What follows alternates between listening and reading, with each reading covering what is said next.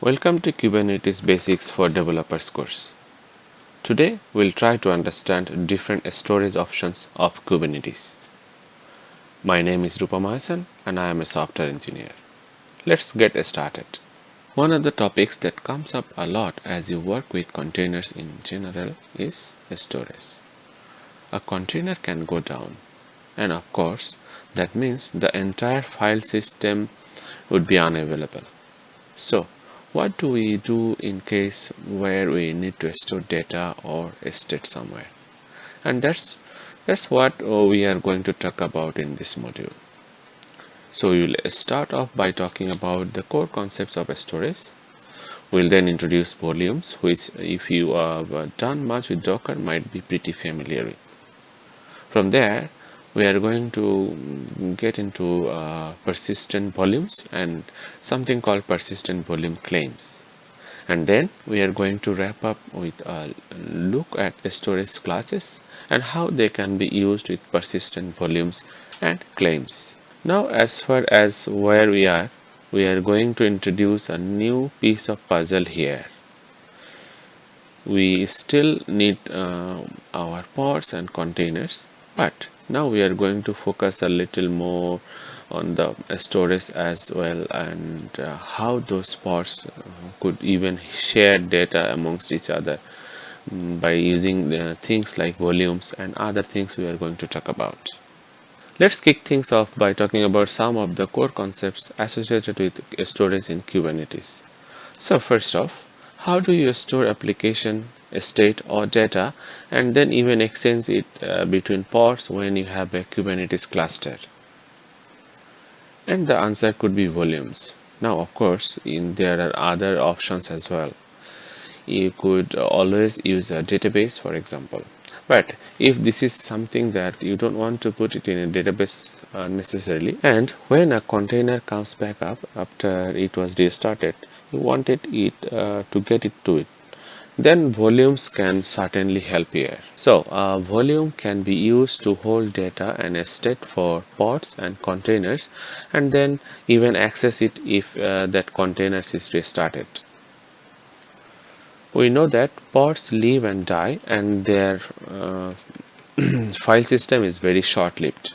So volumes can be used to store a state or data and then use it in a pod. So you might be containerizing database, for example. Well, the logs and the data needs to be put somewhere.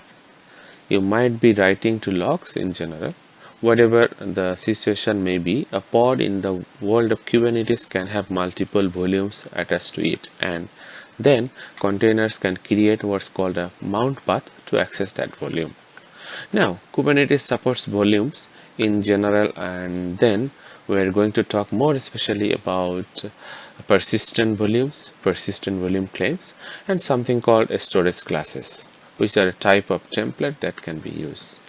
Let's go ahead and get started by talking about volumes in more details.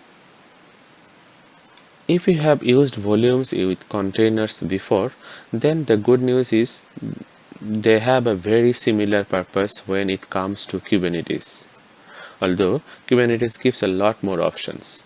So if you are new to it, a volume reference a storage location.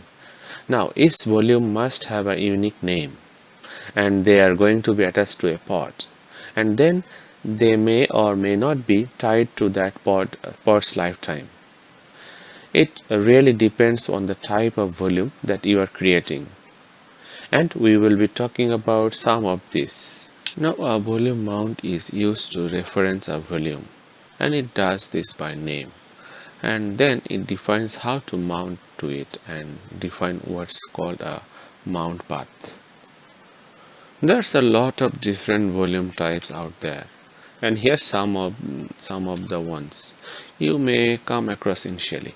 First one is called empty directory, and this is for storing any data that pods need during their lifetime. But if the pod goes down, then this would go away as well, so it's tied with the pod. hostPath is this is where a pod mounts to a node's file system. Now there's pros and cons to this one because it is very easy to set up.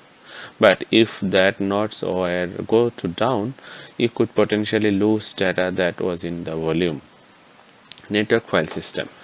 This would be where a pod is actually mounting to an NFS volume somewhere out there on your network. Now this next two we are going to talk about a little bit later. Config map is a way to store key value pairs, and secrets are for more sensitive data. Now in the next module we will dive into those a little bit more, but they are a way to store outside of a container. Now we are also going to talk about something called persistent volume claims, and this is where you are going to claim some type of a persistent volume. There's many of these out there, as you will see in a moment, and that way the pod will use that claim to actually read and write from that volume.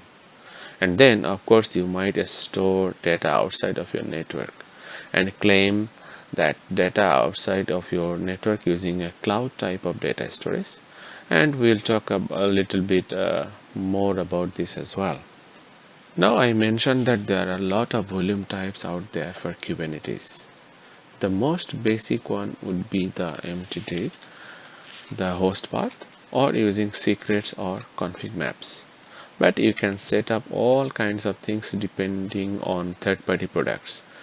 Cloud options that are out there such as Azure, Google Cloud, or AWS, and much more.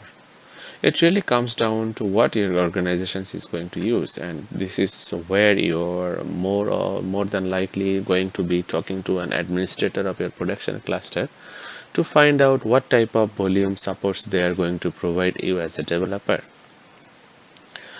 There's not one right way to do it. In fact, there are many ways that would all work equally well. It really just depends on what your company has decided to. So I am going to walk you through some of the basic scenarios so that you understand how it works.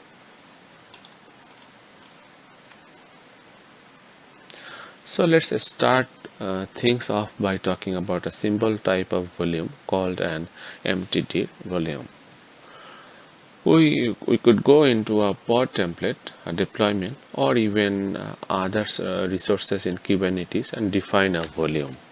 Now notice we are giving it a name of data in this case. The name is very important, you will see. And then we are giving the type of the volume as an MTD volume. Now that this does again is creates kind of pod volume, if you will, that as long as the pod is alive, this will be available. So if containers inside of the pod needs to share data, they could do it through this MTD volume.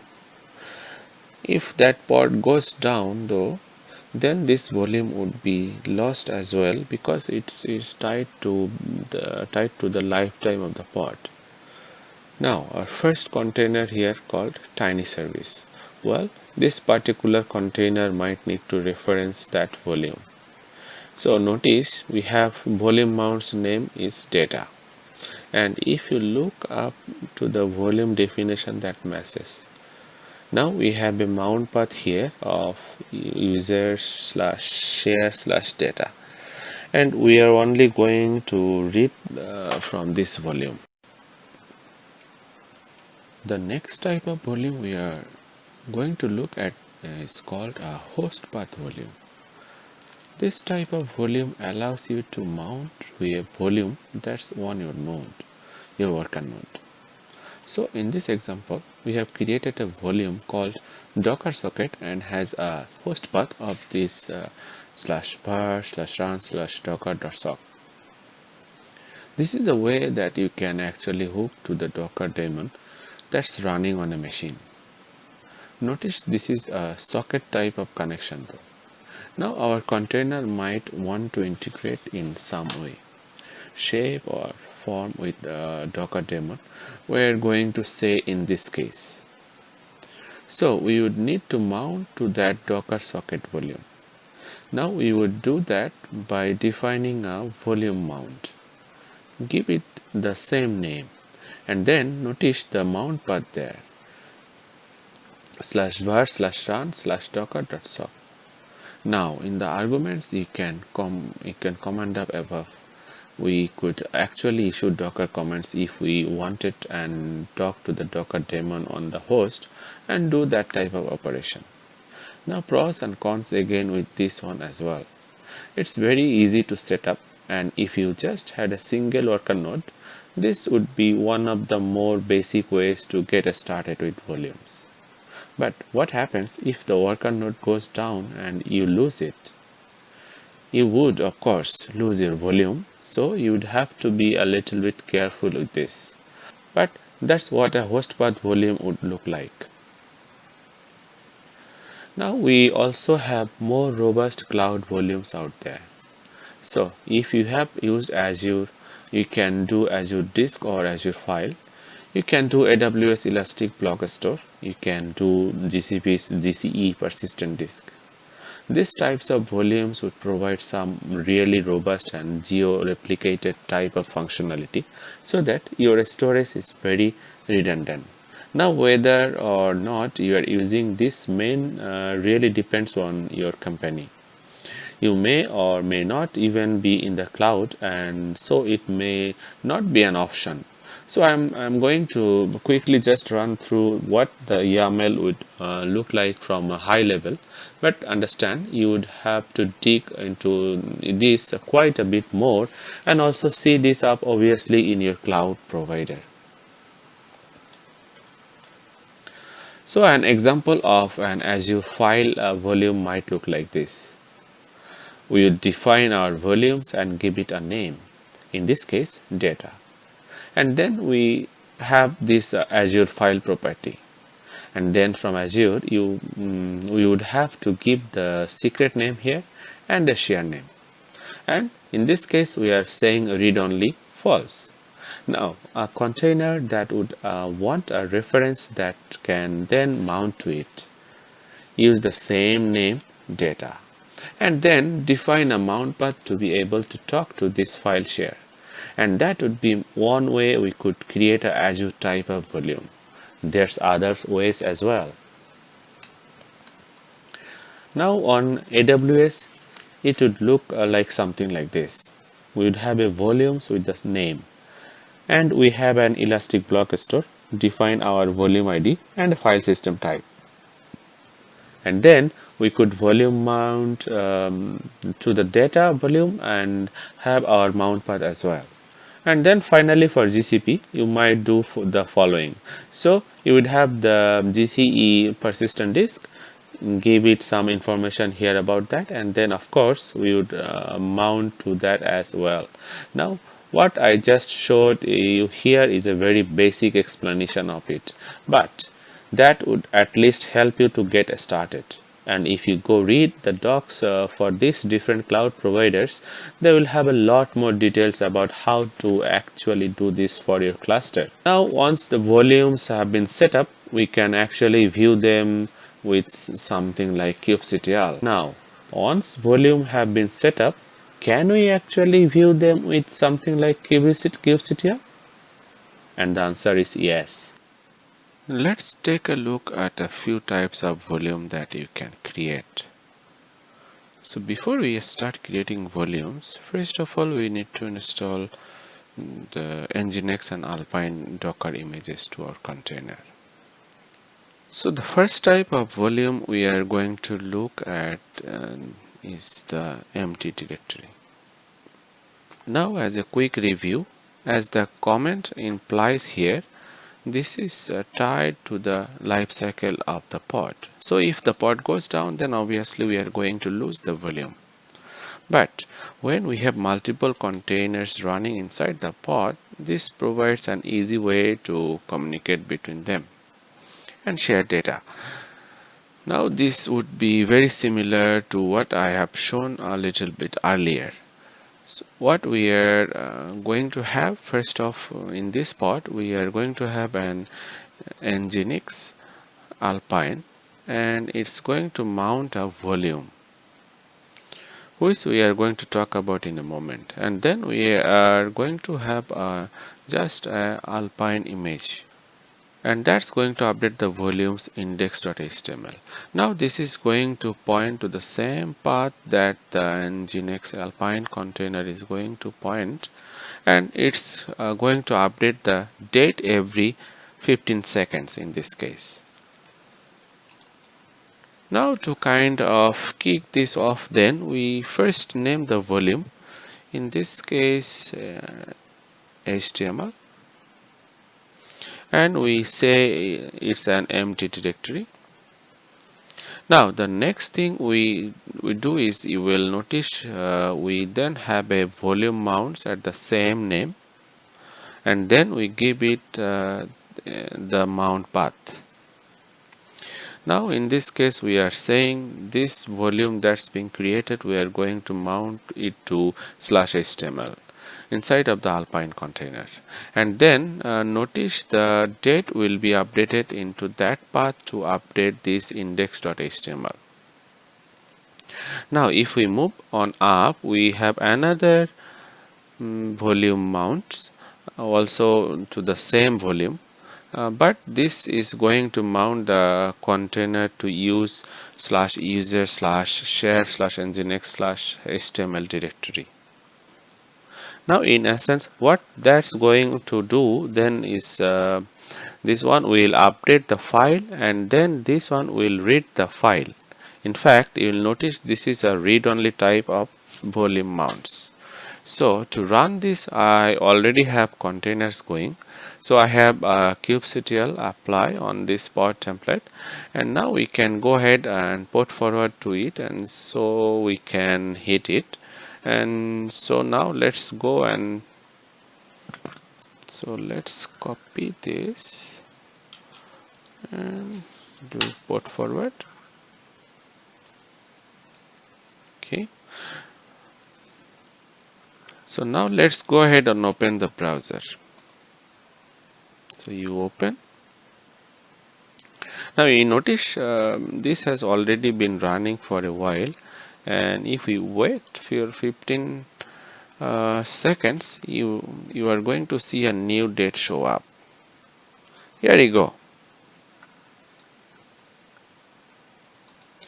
Now we have yet another date, so that would be an example of an empty directory volume where you just need to share data between containers that are running inside of a pod. But if that pod were to go away or be rescheduled somewhere with an empty directory, you are kind of saying, I'm alright with that. But if that pod were go away or be rescheduled somewhere with an empty directory, you are kind of saying, I'm alright with that. The next type of volume we are going to look at this is the host path. Now host path again is where you would like to mount to a directory that's the actual host, the worker node where the pod may be running. Now the danger of this, of course, are at a pod could get rescheduled in the case where you have many worker nodes. So in that case you would have to set up node affinity, but in this case we are going to assume we just have one worker node, and we just want to be able to talk to a specific directory on that worker node. Now this is actually going to allow us to talk to the Docker daemon that's on the worker node. So we have a container here, Docker itself, and I name it Docker. Doesn't do much, it just sleeps and that keeps it running. But under the covers we are going to notice I have volumes, I have a name, Docker socket, and then it's a host path volume this time, and this is pointing to where the Docker daemon is actually accessible, this docker.sock. You will also notice that the type in this case is a socket. Now there's other types we could do there, but for this one we would want a socket connection to the Docker daemon. Now from there up in the container, you can see it's very similar to what we did in with the empty directory. In this case, we give it the name Docker socket that matches, of course, the name of the volume, and then we give it a mount path to where we want to get in this case. So from the Docker container, anything I issue a command now, it's actually going to do this /var/run/docker.sock, which ultimately is going to talk to this path on.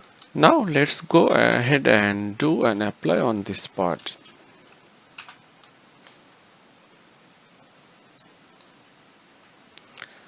Before we go too far, let's get the name of the pod.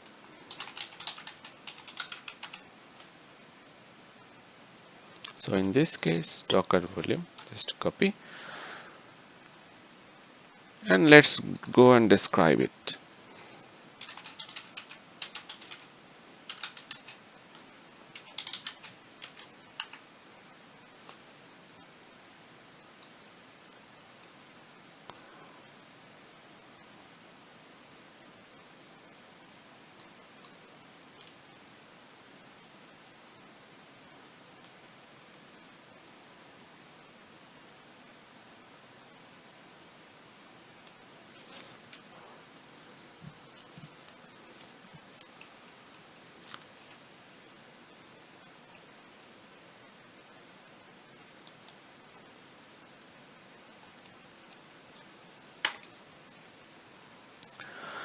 You will notice the volumes are actually defined when we do the describe, and you see the type. You can see the path and other information there, and that's how you can get information about a running pod is through describe. We will do a K on execute on Docker volume, and then we will do our interactive TTY and SS shell, and now we are in. Now I am going to go ahead and just type Docker here. Now what that did is actually run against the daemon, because what's happening here is any calls to this /var/run/docker.sock, which is what's happening when I run Docker, are actually for. So if we come and do a Docker ps-a, this will show us all the different containers that are running on this host, and you can see there's quite a few things running actually behind the scenes, most of which are our Kubernetes. So that's an example of a different type of volume. Now we could also set up different types of volumes. We did socket here, but we could do things like file or directory, and that's even some other options if you go take a look at the documentation. So if we just wanted to write, for instance, to text file that makes it on the host, then we could just come and then change the path, change the type to file or directory. If you would like to write different files, then the container could just write to the directory or file. Pretty simple. Now we have talked about the fundamentals of volumes. Let's dive in even deeper and get into persistent volumes and something called persistent volume claims. So a persistent volume is a cluster or a storage unit that you can see here, and it's provisioned normally by an administrator with a life cycle that's completely independent from the pod. So think of it as something that you as either the administrator or you work with an administrator to set up would get in place, and then it would talk to cloud storage or local storage or whatever it may be. Now in order to use one of these, you would use what's called a persistent volume claim, and this is just a request for a storage unit which would be the persistent volume, and that would have been set up earlier. So this work hand in hand, so that an administrator sets up the PV, the persistent volume, and then you might use the persistent volume claim within your pod or deployment, so you can talk to the storage. Here is a breakdown of how this works. So a persistent volume is a cluster wide, and this is a resource that is definitely going to rely on some type of network attached storage. That may be cloud or it may be the local network. This is normally going to be provisioned by a cluster administrator. But obviously, if you are working locally on your machine, you might want your cluster to possibly talk up to a dev version of the cloud. Now it's available to a pod. Even that pod gets rescheduled to a different node because this type of storage is obviously not specific to any of the worker nodes. So unlikely something like an empty directory, well, we know that is tied to of the pod lifetime, so that's a very limited scope. Then from there you have the host path. Well, that's tied to a worker node, but what happens if your pod gets rescheduled to a different node? That wouldn't work very well. So with this type of approach, no matter where your pod gets scheduled, you are going to be okay. Now this will rely on a storage provider such as the network file storage, cloud storage, or maybe third-party type of storage option.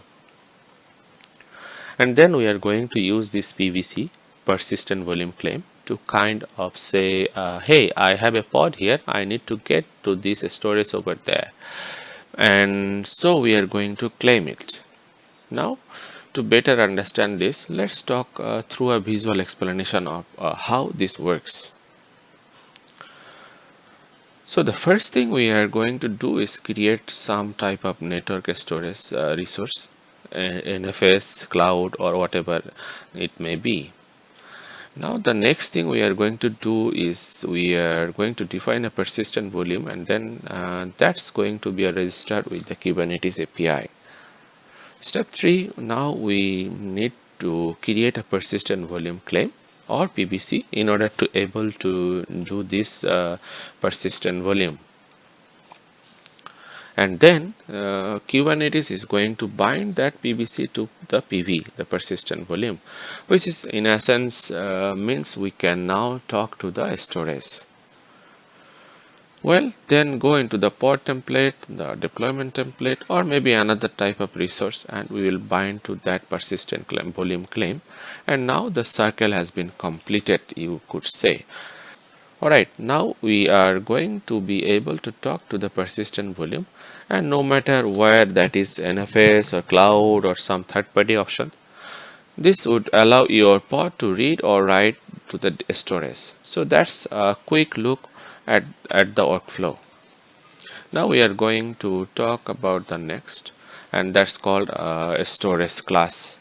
While you can manually create persistent volumes and then use that with a persistent volume claim, there's another technique we can use called a storage class. Now a storage class is really a template, and it can be combined with a provisioner, and you can then dynamically set up the storage on the fly. Now while you could certainly use a storage class locally, and I am going to show you the basics of that. This is normally where an administrator would set up a storage template, and then you could bind to it, and I'm going to show you how that process works here. So on the left you are going to see an image with a PVC. That would be our claim, and you'll notice it's going to bind to a PV, but there's a little dash line between the claim, the PVC, and the storage class, the SC. And we are going to talk about kind of what is that SC and what does it do here. A storage class can be used to define different classes of storage. So you could have many different types of storage out there and many different storage class definitions. So it acts as a template for different type of storage. But what's unique about it is it support something called dynamic provisioning. What dynamic provisioning would allow for is an administrator to set up the storage class. We would then request it through a PVC, a claim, and then it could dynamically set up the persistent volume, the PV. This makes it more flexible so that you as a developer, for example, are not constantly saying, hey administrator, I need you to set up yet another persistent volume and another and another. And then who knows, maybe some of your pods are reusing and you ended up duplicating without realizing this. So this provides a lot more dynamics when it's needed, but you can always go to the static approach as well, where somebody creates the PV, you then create maybe the PVC and use it in a pod. Now as mentioned, this means administrator don't have to create PVs in advance if this is the setup to be.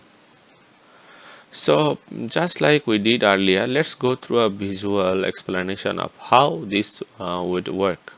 So the first thing that would happen is you would create a storage class, and this is a YAML file again that I am going to show you momentarily. Now if you had a PVC, it can then reference that storage class, but instead of a PV having to already have been created, we would dynamically provision that instead. So in essence, it's dynamically creating the persistent volume, and then of course that's going to point to our storage, whatever that is. Now from there, because the PV used the storage class, it would then be bound to the PVC, and then we can talk to that and write to our storage. Let's dive into an example that shows up a storage class, a persistent volume, and a persistent volume claim could be used. So jumping into this mongo.deployment file, you are notice I have a storage class, and we have the standard stuff in here, the API version. We have the name, we have no provisioner in this case, so this will be a statically provisioned one, and then we have a retain on the claim policy. Then in this case we are going to wait for the first pod to actually be created before we register all of this behind the scene. Now moving down, we have a PV, a persistent volume. Notice the name mongo-pv. We have some basic information in the spec, such as what's the storage capacity, the volume mode you will notice is a file system, and we have read write ones.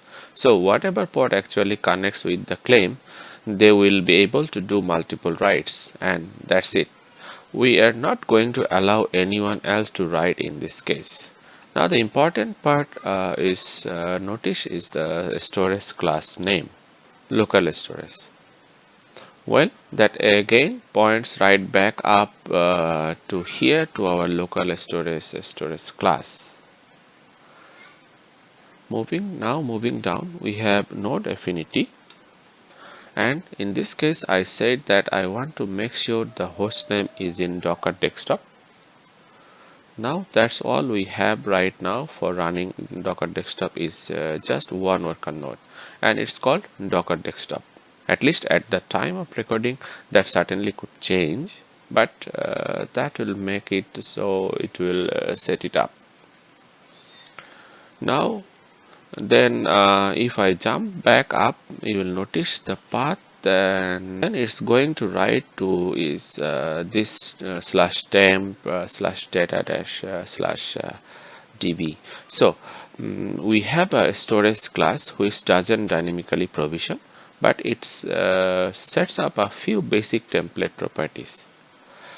We then have a persistent volume that sets up all the details about where the volume is going to write to and things like that.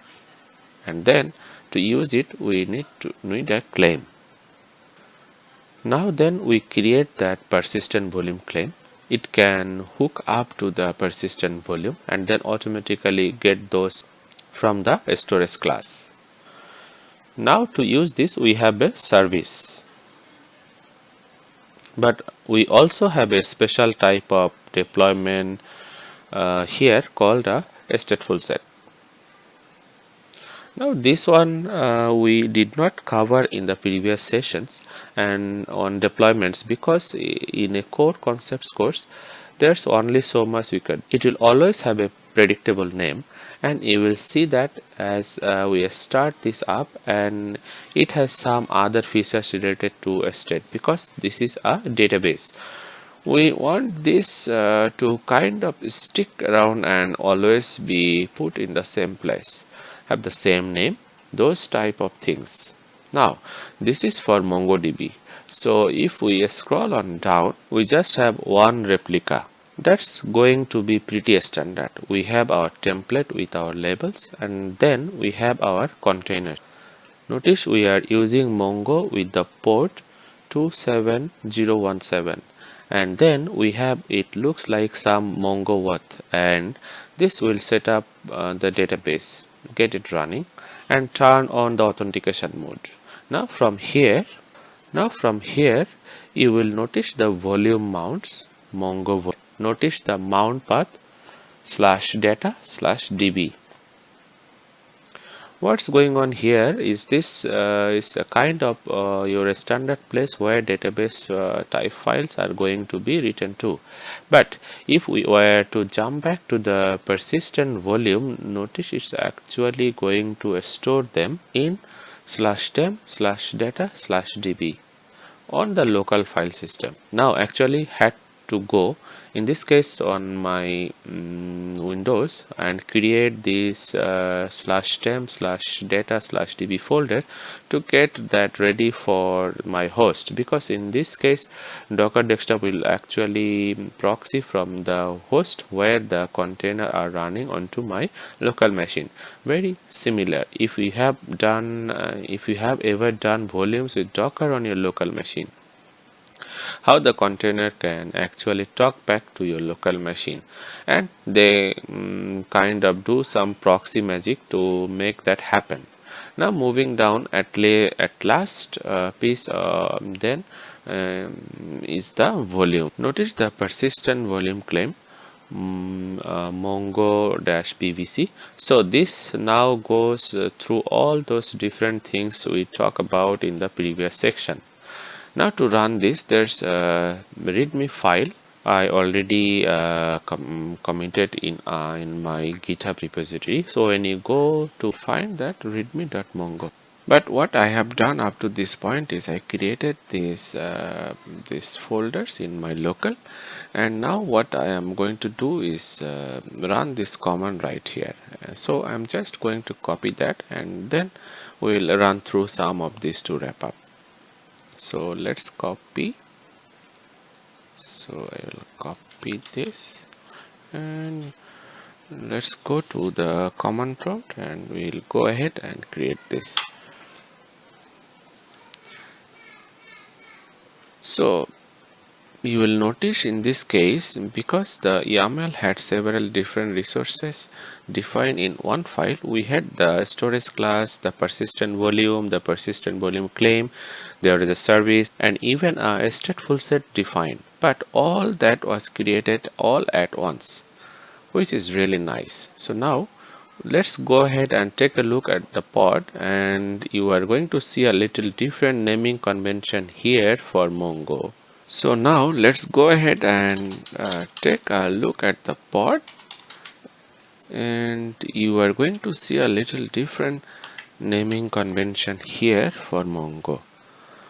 Notice this Mongo-0 very different than what we have seen with a standard deployment, because you saw when we did the Nginx and the tiny service and other examples, it came up with a type of unique identity.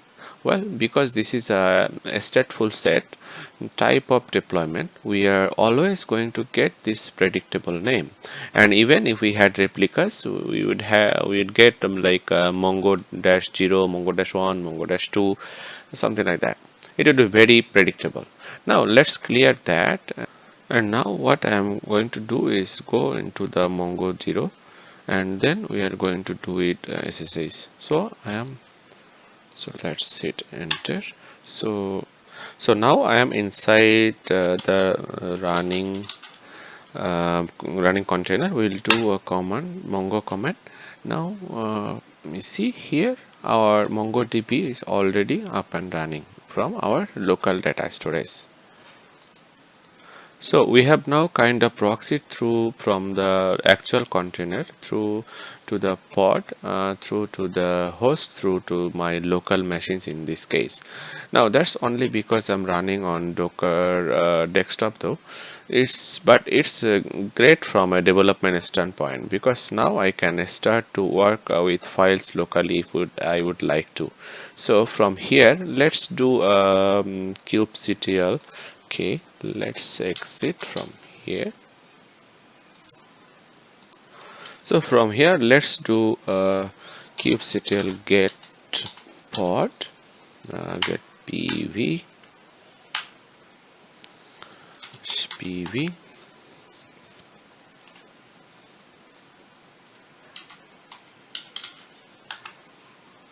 So from here, let's do kubectl get pv.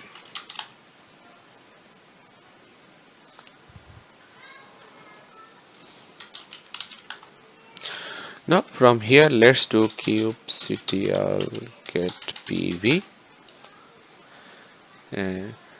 And I just want to point out that the reclaim policy, that's something we saw in the storage class a little bit earlier. If we go back, and you see it right here, and that has been set to retain. So even with the PVC, the claim is released, it is still going to keep around that local storage for us. Now once we are done, we can finish up and we could start to delete these resources. So we could run this command here. So I already have mentioned. So you can, or you can do from this deployment file. So let's do this. Alright, so all our files are refreshed. Alright, so that's all for today. Let's do a quick summarize what we have done so far in this. So we have done some storage code concepts, then we have shown some volumes, how it works, types of volumes. Then we have shown some persistent volumes and persistent volume claims along with the storage classes, how it works. And we had also a little bit demo on how it all together, how that works, and how you can use your local storage. Okay, so that's all for today. Thank you for watching.